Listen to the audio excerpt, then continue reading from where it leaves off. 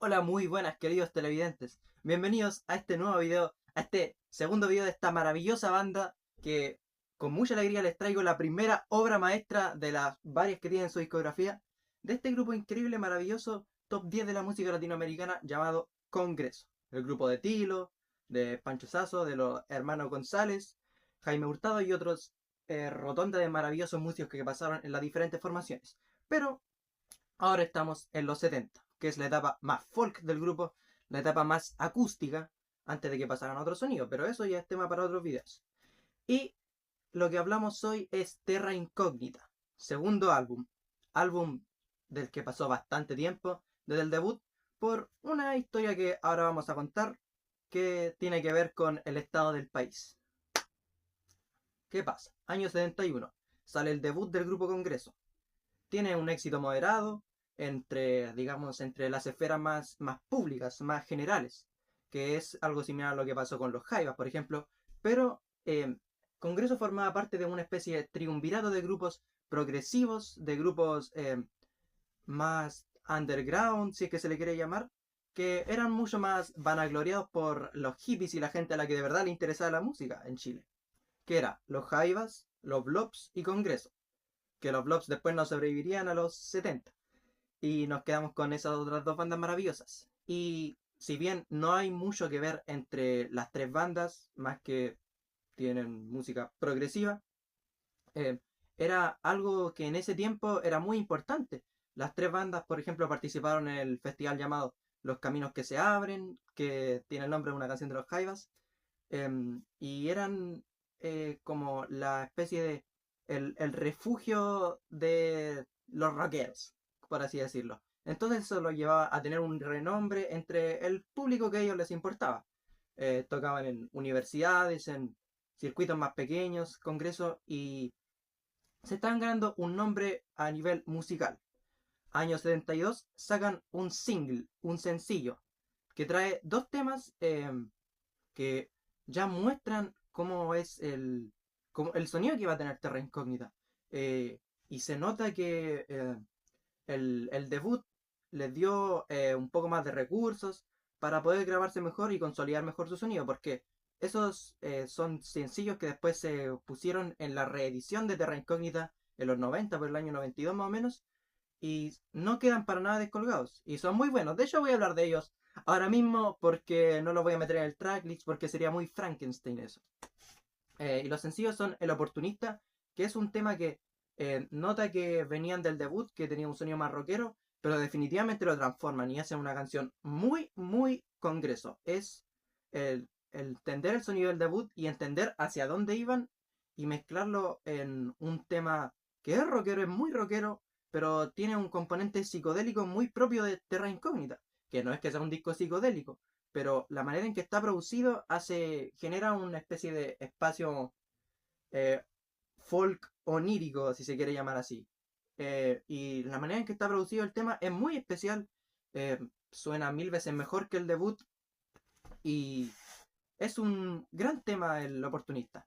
Y también está Entre la gente sencilla, que derechamente ya es un tema de Terra Incógnita.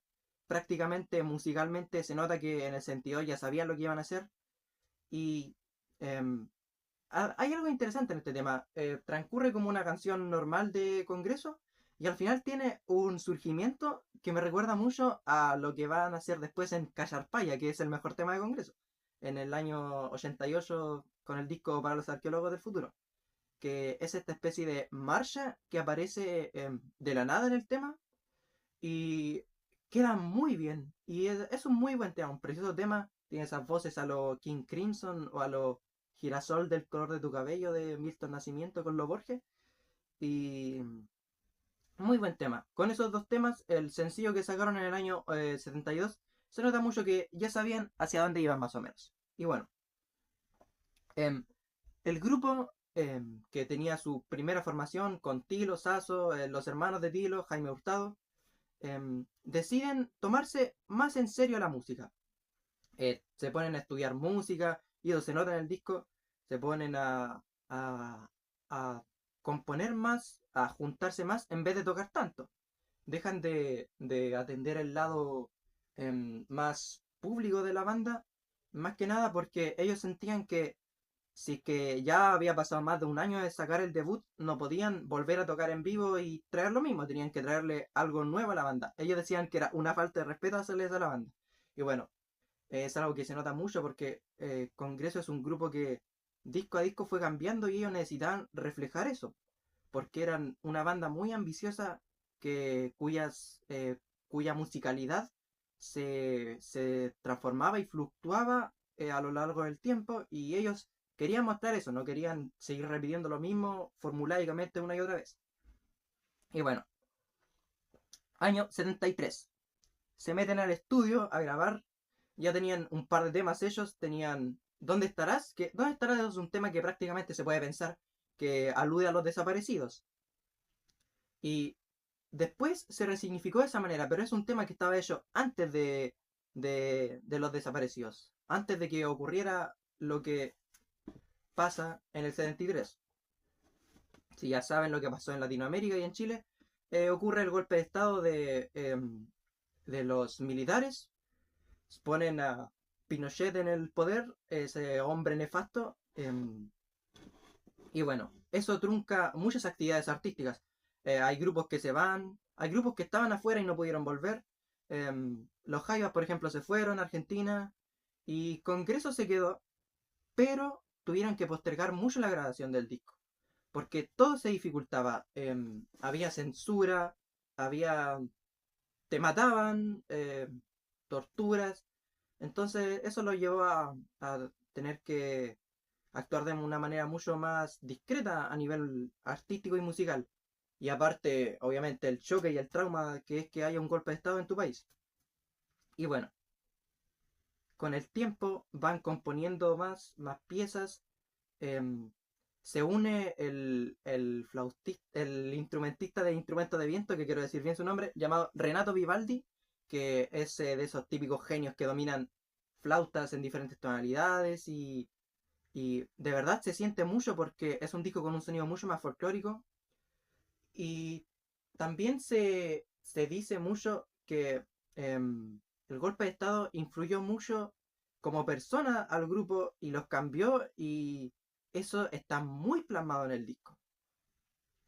Graban el disco, lo graban siguen con el sello EMI Odeon, graban en los estudios EMI Odeon de Santiago, viajan desde su ciudad Quilpué a Santiago a grabar y lo graban en vivo, lo graban en dos pistas. Eh, y esto es algo muy interesante de cuentar, porque por ejemplo, este es un disco que tiene varias capas instrumentales y hay momentos donde un instrumento suena más fuerte o más despacio y eso tenían que hacerlo ellos alejándose o acercándose al micrófono.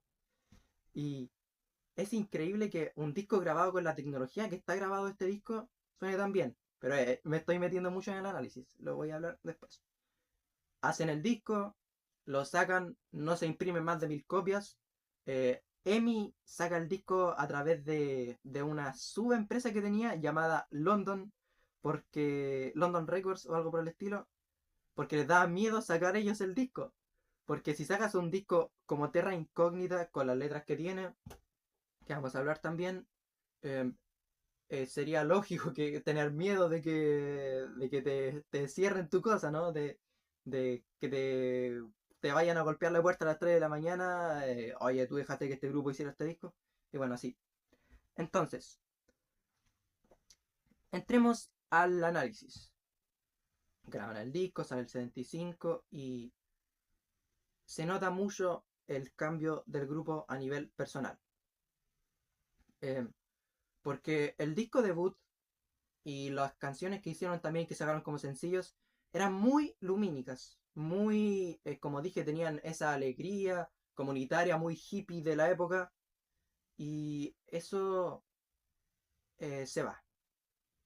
Este es un disco oscuro, un disco melancólico, frío, al contrario del disco anterior. Incluso los momentos más alegres del disco, por la producción y por las composiciones, suenan muy fríos. Y no lo digo en un sentido negativo, lo digo en un sentido artístico, en un sentido de que em, plasmaron muy bien lo que estaba pasando. A nivel letrístico es un disco con mucha más metáfora. Tenían que recurrir a la metáfora, no era opcional, era obligatorio hacer eso. em, porque em, hay una evolución de la lírica que la lleva a lugares mucho más elevados. Em, También se hablan de cosas muy variadas en el disco, de diferentes emociones, y está muy bien tratado eso. No hay una letra en este disco como en el anterior que suene cursi o sosa. Bueno, no es que en el anterior las letras fueran cursis o sosas, pero en este disco se notan mucho más maduras.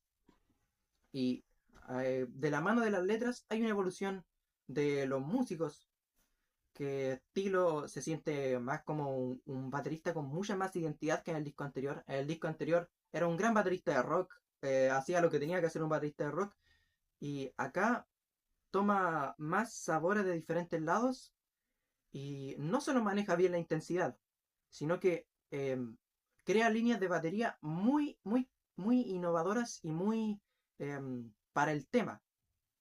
Se nota que no agarra el ritmo de cueca, bueno, pongamos un ritmo de cueca, una marcha, hagamos una marcha, sino que transforma cada tipo de ritmo para el tema que están tocando. Y eso lo hace, lo empieza a transformarse aquí ya tiro en uno de los mejores bateristas de la música latinoamericana. En este disco empieza eso. Sasso, ya hablamos de su parte lírica, pero a nivel vocal eh, se transforma finalmente en el Sasso que todos conocemos. Se transforma en el Sasso que después iba a ir evolucionando, pero aquí ya está.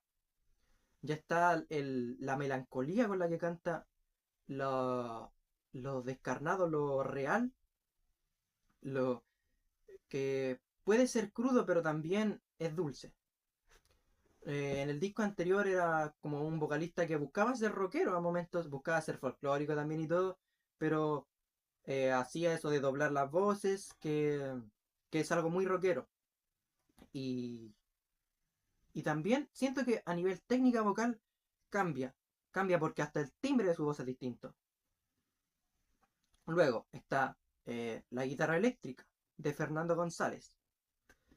Y hay algo que no se habla mucho en la música chilena y es que Fernando González es uno de los guitarristas más interesantes. ¿Por qué digo esto? Porque si te fijas en las líneas de guitarra eléctrica que hay en Congreso, que son pocas, siempre son para adornar, siempre son para hacer un ruido extraño, siempre son para hacer ambiente. El tipo, si te mete un solo, es un solo experimental, raro, corrosivo, anormal. Eso es Fernando González como guitarrista. Y en este disco ya aparece eso. Es como que maduraron de un disco a otro. Es y muy increíble que maduraran tanto. Y el tipo acá hace sonidos que pasan desapercibidos en los temas. Si tú escuchas algún tema así de este disco, o escuchas el disco por primera vez, o segunda, tercera, hay sonidos que no te das cuenta de que los hizo una guitarra eléctrica. Y eso es por la técnica que tiene para grabar su guitarra Fernando. Hay sonidos que parecen una flauta, hay sonidos que están muy de fondo y eso aparece ya en este disco, que es parte de la producción maravillosa que tiene el disco, que hace que eso quede tan bien. Patricio González también mete muchos más arpegios, él usa la guitarra de 12 cuerdas que en varios temas brilla mucho, es muy preciosa, le da ese sonido hermoso que tiene esa guitarra. Y este disco es mucho más folquero que el anterior, entonces se necesitaban más cuerdas y están. Después, Fernando Hurtado es el bajista de Congreso que necesitaba la banda de los 70. Después, cuando se transforman, se va Fernando Hurtado. Pero en esta etapa de los 70, el debut, Terra Incógnita y el homónimo, es un bajista muy rítmico, con mucho groove, pero ese groove siempre viene de lo andino. No viene de un groove gringo, funky ni nada así, sino que transforma los patrones rítmicos latinoamericanos a su bajo y lo hace de una manera tan identitaria. Se habla poco de este bajista increíble. Y no diré que es una pena porque después llegan bajistas que de acuerdo a lo que la banda necesitaba. Pero ojalá hubieran más bajistas así que hacen este tipo de líneas de bajo. Y después, donde más brilla es en el disco homónimo, pero aquí, vuelvo a repetir, ya está. Ya está Congreso con su sonido característico, con su sonido consolidado. Y se une un nuevo integrante, como ya dije, en Renato Vivaldi. Que Renato Vivaldi suma muchos instrumentos de vientos y junto con toda la predominancia de las cuerdas acústicas, le dan mucha frondosidad a este álbum. Hacen que sea un disco cuya producción es selvática y te metes en el sonido folk gracias a esas flautas también.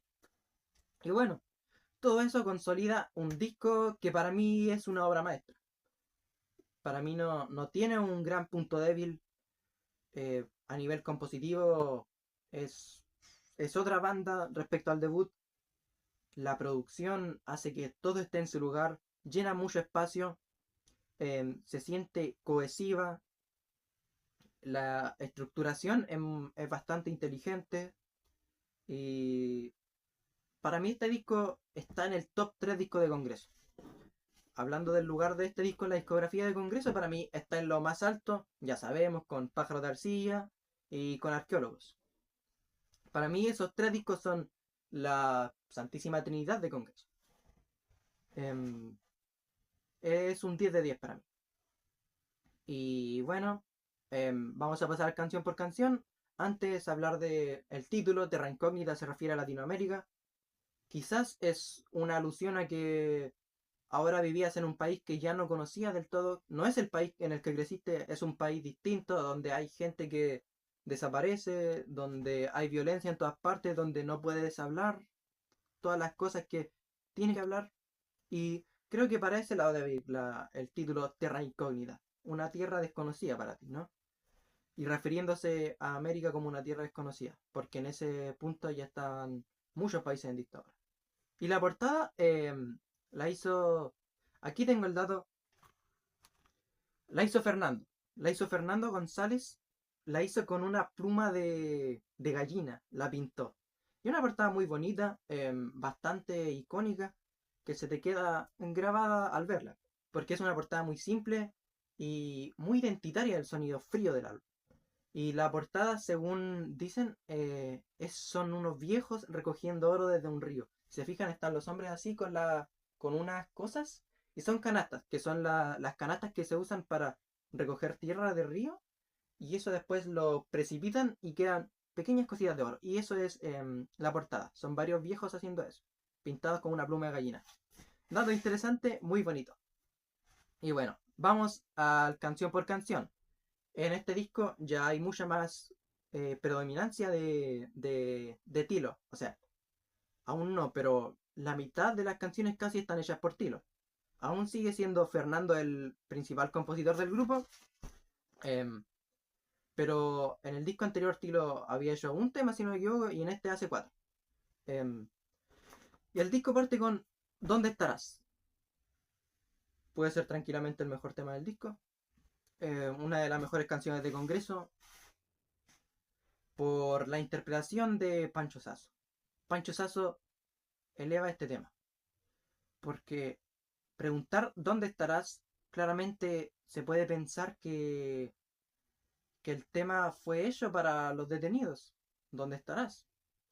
Y la letra dice muy pocas cosas. La letra, o sea, a nivel palabras es breve, son pocas frases, em, pero están muy bien puestas. em, y Pancho Sasso, este tema fue grabado en el 75, el disco se grabó en el 75. Este tema estaba hecho antes, pero al grabarlo en el 65, pasando todo lo que pasó, iba a tener una interpretación eh, más relacionada a eso.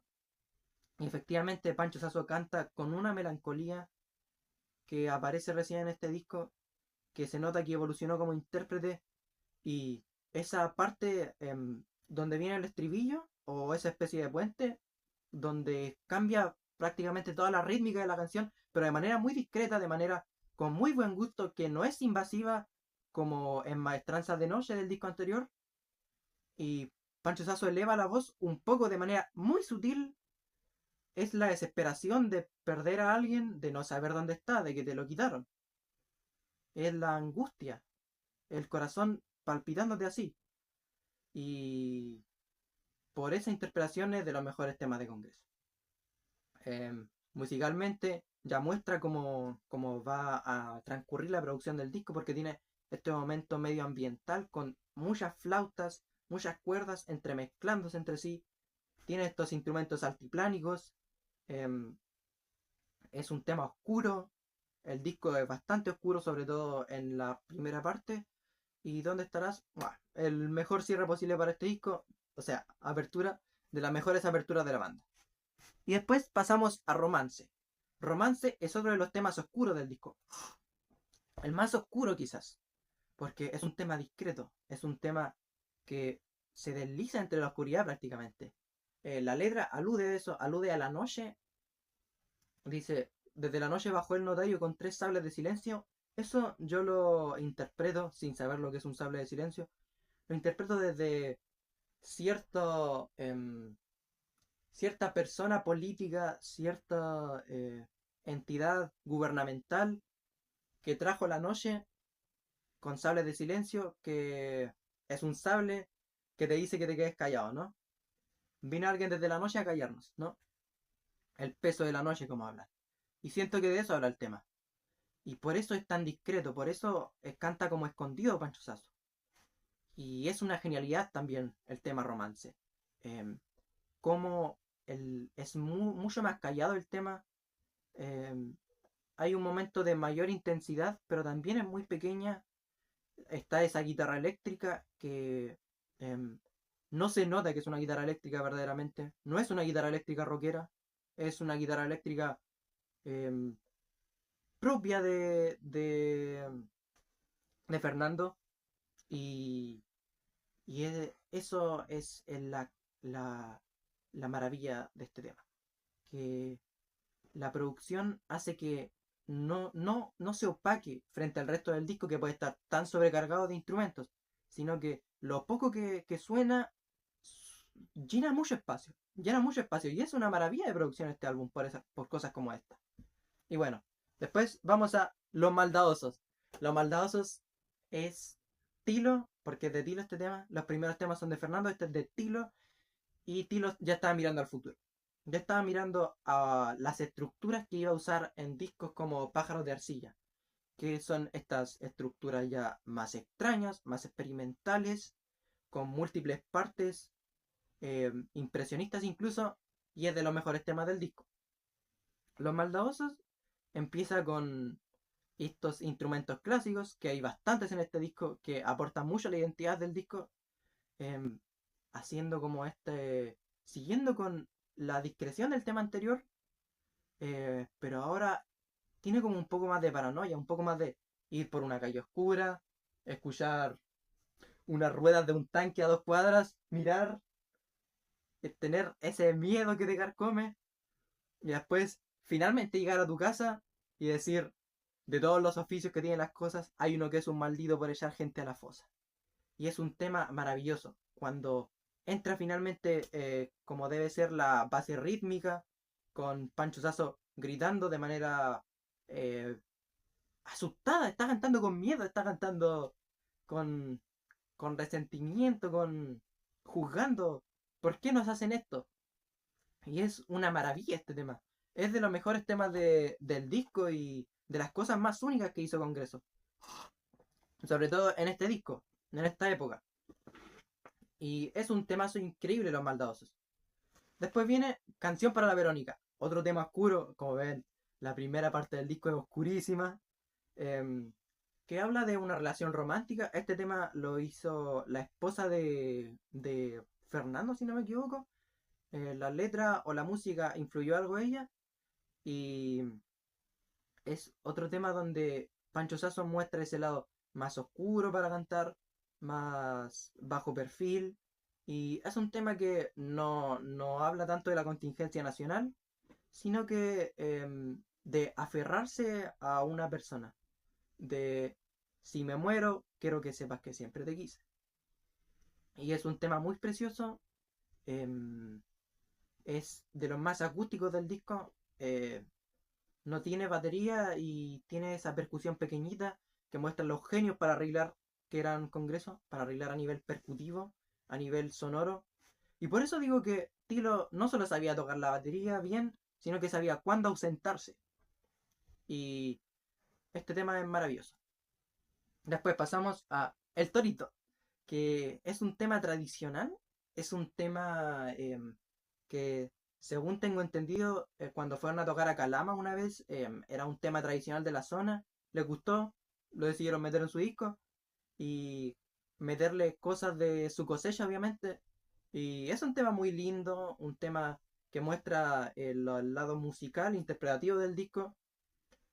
Y si se fijan, los temas más movidos del disco, más alegres quizás, son los temas instrumentales, ¿no? Y quizás buscarle la quinta pata al gato a esto, pero es como solamente en silencio podemos celebrar, ¿no? Podemos estar alegres, pero que no venga acompañado de ningún tipo de palabra. Y bueno, un tema que tiene esa marcha, que tiene unas flautas muy buenas, muy buen tema el Torito. Los temas instrumentales de Congreso siempre son un disfrute. Después viene Tus Ojitos, que es un tema como ellos a un hijo, como eso a un niño pequeño, em, sobre cómo uno valora la inocencia de los niños pequeños. Y en esa época cantar algo así es, es como el refugio que podía tener un padre en esa época de estar pasando por tantas cosas horribles, pero tener que, que, que luchar por tu familia, por tus hijos. Y finalmente llegan momentos en que uno puede mirar a su hijo y decir, bueno, qué hermoso que tenerlo a él, qué hermoso tener yo la voluntad de poder protegerlo de toda la porquería que está pasando en el mundo y qué alegría que sea un ser tan inocente, espero que no sufra con todo lo que está sucediendo. Y es un tema que plasma muy bien eso, que plasma la fascinación con la que un padre cuida a su hijo. Y es un tema muy precioso. Está hecho por Fernanda. Y ahora viene un tema hecho por Tilo. Los temas de Tilo siempre son como los más disruptivos en el disco, ¿no? Siempre son em, los más que van en contra de la corriente que está siguiendo el disco, ¿no? Porque ahora viene Juego, que Juego es quizás el tema que más hereda del disco anterior, sin ser para nada un tema que se pueda decir que podría estar en el disco anterior. ¿Por qué? Porque es un tema que tiene mucho más rock. Pero el rock en el tema está metido de manera diferente, de una manera mucho más experimental. Yo no sé de qué hablará. La letra puede hablar seguramente del final de la dictadura, de cuando termine el periodo horrible que se está viviendo y cómo vamos a estar felices tanto nosotros como los que fueron desaparecidos por la dictadura, cómo en ese momento vamos a estar finalmente reunidos, inmensamente alegres de que termine esta tragedia. Y Sasso transmite eso con la voz. eh, y es un tema en el que es mucho más dinámico a nivel vocal. Un tema donde sube y baja y todo. Y musicalmente es precioso como los instrumentos clásicos, violines, chelos y cosas así, van delineando la melodía y después entra la batería de Tilo con más potencia que nunca. Entra, creo que el contraste de cómo empieza tan pacífica la canción le da fuerza a la potencia con la que entra y está muy bien producido en el sentido de que no suena invasiva la batería cuando entra. Suena como que el tema estaba esperando eso y lo requería y ahí es donde todos los instrumentos suben y se hace un, un avanzar magnificente del tema, un avanzar dramático, pero que no queda para nada meloso ni ¿cómo es la palabra? Ni grandilocuente por ser grandilocuente. Y esta es otra de las cosas por las que digo que eh, Fernando es un guitarrista único por el solo de este tema. muchas décadas después, muchas décadas, año 2018, sale un disco llamado Lance. En ese disco hay un tema llamado Lance también, que tiene un solo de guitarra que, si uno no está en sintonía con el tema, suena como que el tipo está rasgando las cuerdas simplemente. Como algo desafinado, algo horrible, algo... ¿Por qué estoy tocando así, hermano? Toca bien. Y eso mismo transmite este tema.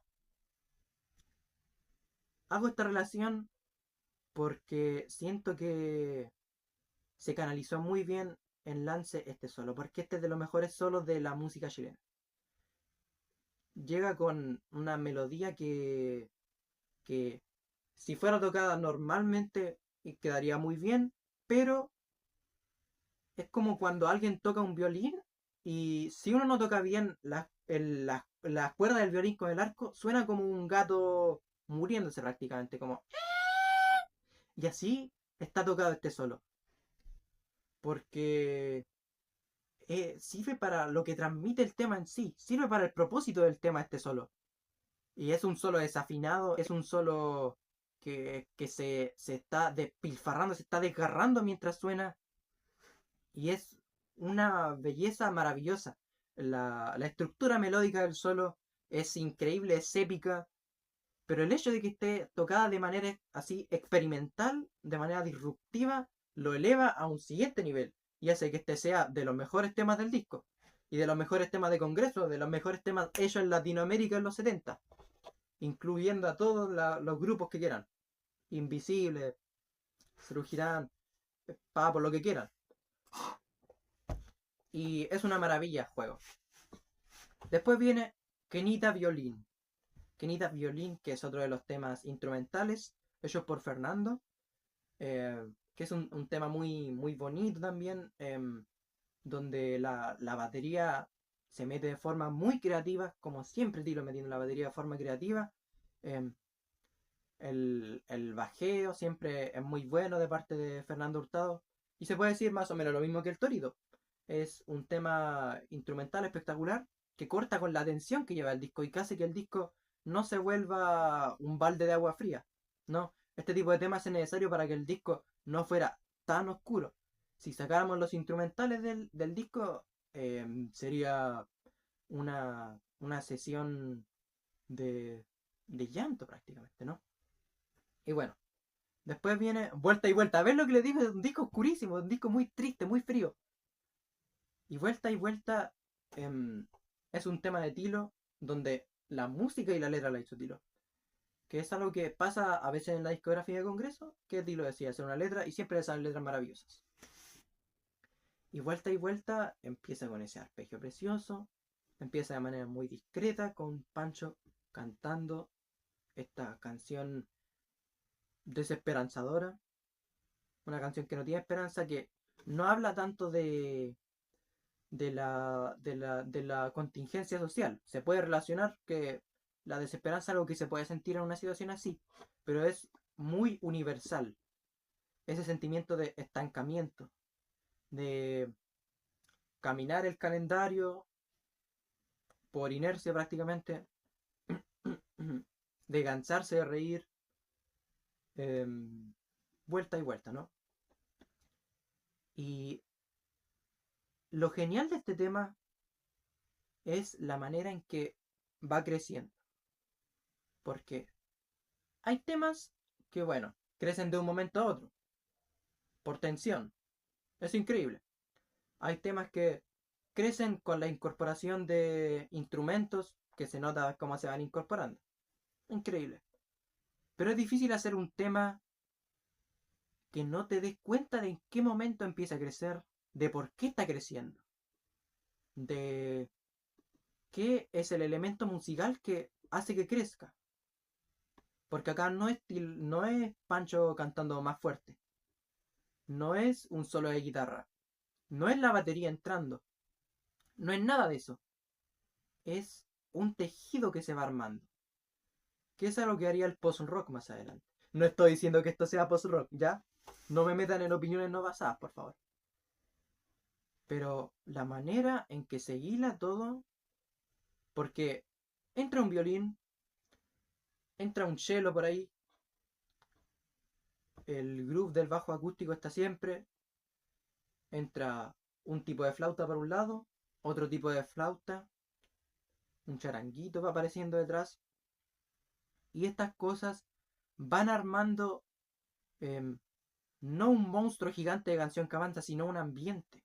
Crean un ambiente sonoro. La producción de esta canción llena todo el espacio posible. Para hacer una relación con un tema bien famoso, Puente de Gustavo Cerati en Bocanada es un tema que hace esto, que busca a través de diferentes instrumentos llenar todo el espacio posible con una producción grande. Y si te fijas, el lugar que busques en la mezcla con tus oídos va a haber un sonido ahí. Y no en un sentido rítmico, sino en un sentido textural. Y hacer esto desde un tema folk, desde música folk, em, es un logro. Es un logro único, es un logro que em, hay que hacer un tema así. Hay que hacer un tema que fluya también, que esté tan bien compuesto, porque la melodía es hermosa, la progresión de acordes es hermosa, pero que a la vez tenga esa textura, ese crecimiento y es el mejor tema del disco para mí.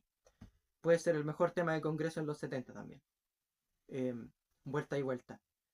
Y encima es un tema que tuvo éxito, ¿eh? Es un tema que tuvo éxito comercial, que fue el tema que siempre tocan en vivo, que se recuerda siempre. Y por eso también se puede hacer la comparación con Puente, que son temas cuya mayor virtud es la producción, pero que a la vez tienen una, una virtud pop maravillosa. Y vuelta es eso, es una obra maestra de canción, nada más que decir. Creo que lo expresé bien. Después viene En Río perdí la voz, que es otro instrumental, esta vez hecho por Tilo, los otros eran hechos por Fernando. Y En Río perdí la voz em, es mi instrumental favorito. Creo que es el mejor del disco porque tiene ese contraste, tiene una parte bien rockera, tiene la guitarra eléctrica, es tocada de una manera rockera en este tema, pero de manera inteligente también. Sí, es un genio Fernando para tocar la guitarra. Cuando dice pam pam param pam pararam pam param. Eso otro grupo te lo habría hecho pesado, te lo habría hecho fuerte, pero estos te lo hacen rítmico, te lo hacen cadencioso, te lo hacen maderoso como de madera. Em, y el contraste entre una sección y otra, una con la flauta y otra con la guitarra, hacen un muy buen tema instrumental, muy buen tema en Río Perdí la Voz. Y cuando entra Sasso gritando, queda muy bien, queda muy bien. Y bueno, el disco empieza a cerrar, se pone oscuro de nuevo, que nunca deja de ser oscuro, salvo por los temas instrumentales que van cortando y por tus ojitos quizás, y es Canción de Boda. Este es un ejemplo del bajo de este bajista maravilloso Fernando Hurtado. No hablé mucho de él a lo largo del disco, una pena, pero si escuchan el disco se van a dar cuenta de la maravilla que es. Y Canción de Boda tiene que es un groove que se arma gracias al bajo y la producción, la manera en que está grabado este bajo, que le da tanta, tiene tanta forma, pero no es invasivo. No es invasivo, es un disco, este disco tiene cosas que si te lo agarraba un mal productor eran invasivas, que son mayoritariamente los instrumentos más rockeros como la batería, el bajo y la guitarra, pero todos están tocados como los dioses y están metidos de una manera maravillosa. Entonces, esta línea de bajo que maneja una canción em, que habla sobre un matrimonio y sobre cómo se nos impone una cultura de cómo debe ser un matrimonio, de el color que debe haber, de los comportamientos que deben haber. Y dice, ¿por qué tiene que ser así? ¿Por qué no podemos vestirnos de araucaria? ¿Por qué no podemos eh, hacer este ritual de una manera que respete y enaltezca nuestra propia cultura más que la cultura de Ken Corno sea el que inventó eso de las botas de blanco, así, tan cursi. Y encuentro maravillosa esa letra. Se puede tomar desde el lado de que están reprimiendo a alguien diciéndole, no, no creo que te vistas así. Pero eso es un tanto superficial a mi parecer. Y bueno, es un tema muy bueno que sigue con la oscuridad del disco. Y el disco cierra con Canción de Reposo. Canción de Reposo yo le hago una lectura bastante particular. Y es un tema peculiar, un tema basado en repetición, que no es algo que haga mucho congreso en esta época, que es hecho por el bajista Fernando Hurtado, eh, que tiene una línea de bajo muy bonita, que amaca muy bien la canción, y es un tema un pelín más psicodélico de lo normal. Tiene un piano que es tocado por Tilo, em, y, y es como un mantra para cerrar este disco. Voy a seguir con las comparaciones horribles. Es como The Overload que cierra este disco. Es como es como eso para este disco, porque es un tema lánguido, suave, minimalista, con ese bajo bien presente.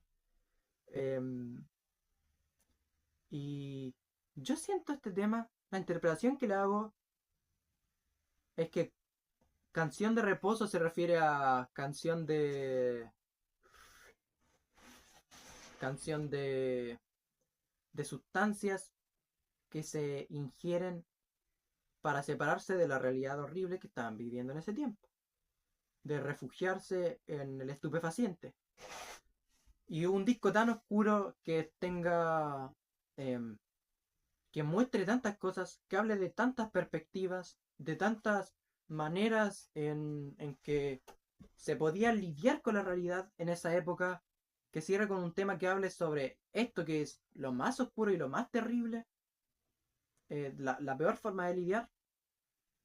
em, Creo que queda, es un cierre brillante.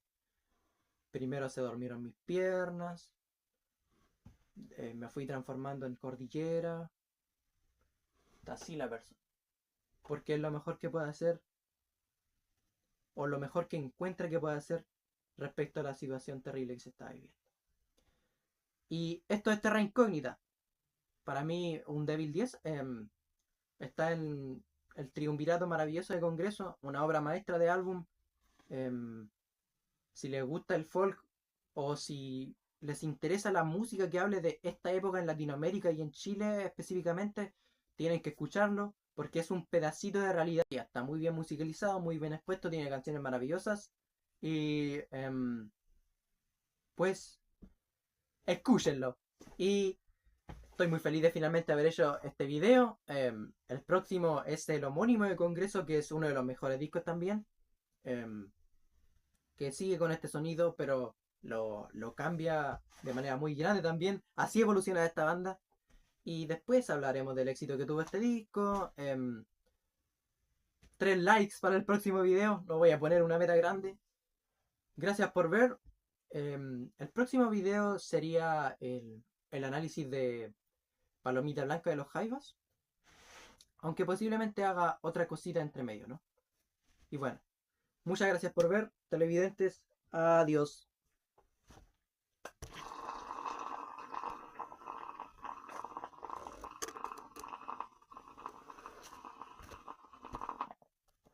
No se apaga, no se apaga. ¿Qué está pasando?